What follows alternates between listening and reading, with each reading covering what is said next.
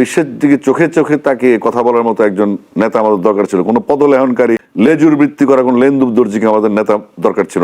তো ডক্টর ইউনূস সেই কোয়ালিটি নিয়ে এসেছেন, একজন নোবেল লরিয়েট, তিনি বাংলাদেশের প্রাইড এবং তিনি এখন উপদেষ্টা আছেন। এখন সাময়িক যে সমস্যাগুলি হচ্ছে নিশ্চয়ই তার নখদর্পণে এসেছেন। আমি দেখেছি ঢাকেশ্বরী মন্দিরে গিয়েছেন, নেতাদের সাথে কথা বলছেন, তারপর বিভিন্ন রকম গুজব চারিদিকে চলছে, রাহুল আনন্দের বারে নিয়ে একটা ঘটনা ঘটেছে, সাম্প্রদায়িক সম্প্রীতি বিনষ্ট হচ্ছে, আগুন দিচ্ছে, আমরা এগুলো চাই না বাংলাদেশে।